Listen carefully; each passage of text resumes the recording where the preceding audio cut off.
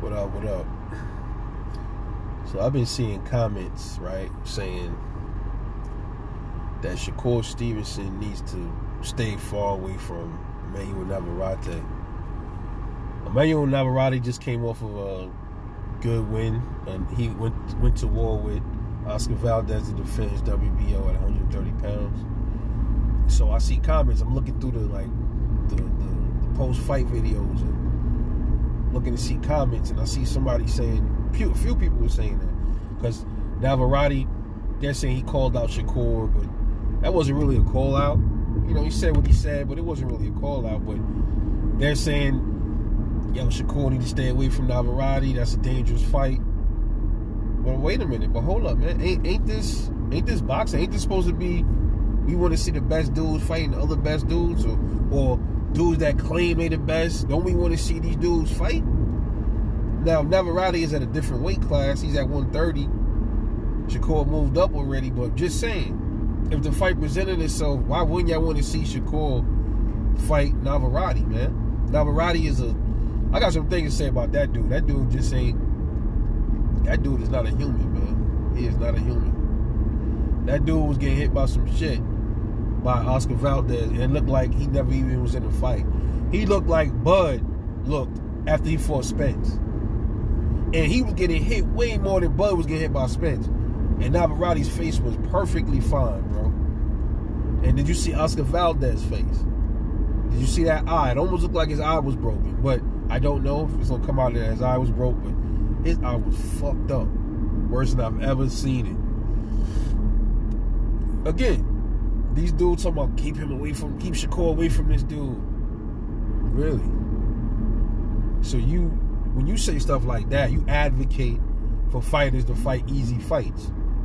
Navarrete, on paper, it looked like that's not going to be an easy fight for Shakur. But what if Shakur does go in there and make it look easy? See, that's the funny thing about boxing, man. It's like, you got one boxer that they say is an excellent fighter, right?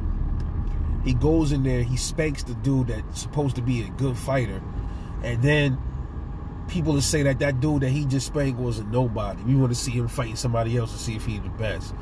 They doing that right now with Terrence Crawford. They're going to do it with Shakur. They do that all the time with boxers that they hold up to a pedestal. They did that with Errol Spence too, in a way. But see, the difference is, if Errol would have won against Crawford, we wouldn't have been saying we don't know if Errol was the goods. We need to see Errol fight this, that, and the third. No, Errol whooped his ass. He won. All right, so it's like these comments from these people, man. I'm like, do you really love the sport? You don't want to see Shakur fight Navarrete? Now, granted, I ain't say I want to see it right now, because these dudes both have work to do. They have work to do in their divisions. Man, the sun is crazy out here today, man. Fucking crazy. I'm trying to get a good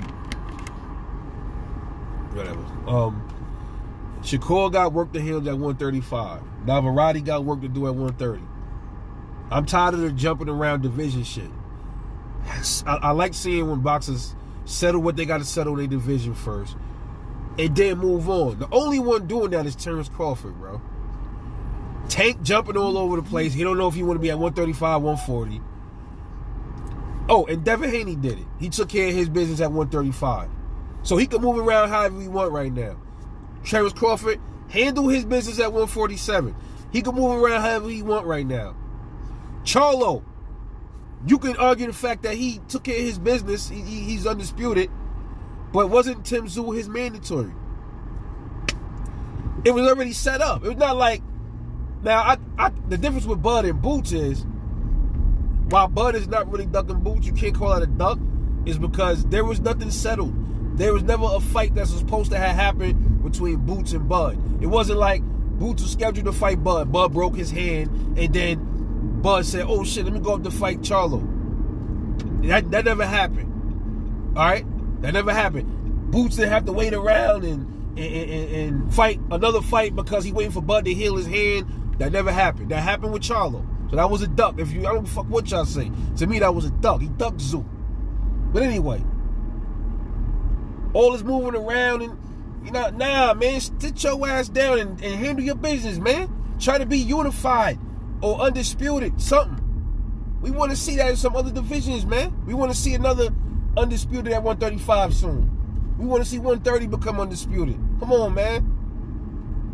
Niggas is playing. You know what I mean? So I look at it like that.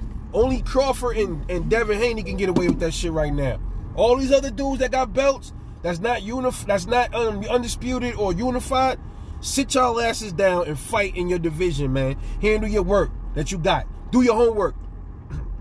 And then when you're done with your homework, then you graduate, motherfucker, and you go to another level, another grade.